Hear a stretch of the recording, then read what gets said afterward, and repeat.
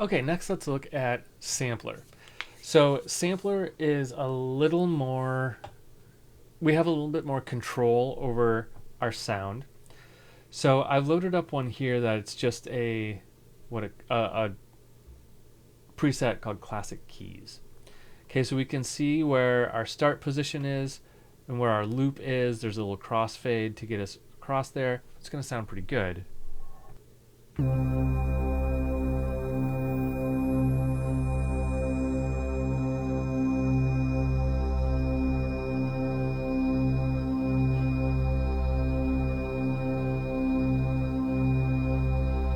Okay, so that note can sustain for a really long time because of that.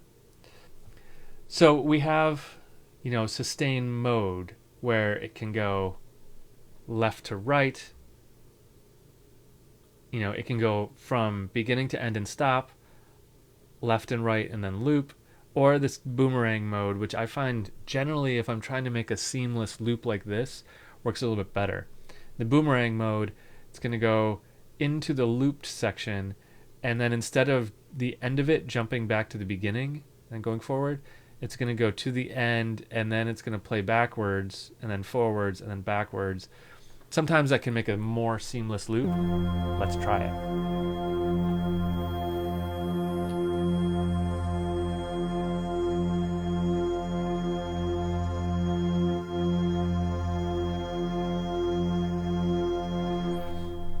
Yeah, not so perfect here, but I've had good results doing that. Loop start, loop end, we can detune it. Panning. Our root note, we don't have access to the root note in Simpler, but we do in Sampler. The root note is just what note we play to play the untransposed original sound. So here it's C2.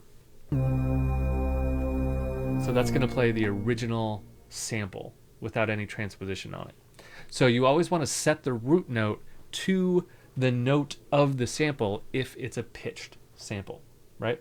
So if you've recorded like a piano, record the note middle C and then set that to be middle C, C3, or 4, depending on what brand of keyboard you're working on. That's a long story. Okay, so on its surface, so far, it looks like Sampler is just simpler but with more detail, right?